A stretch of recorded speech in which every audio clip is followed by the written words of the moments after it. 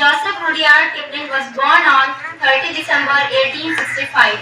He was an English novelist, short story writer, poet, and journalist.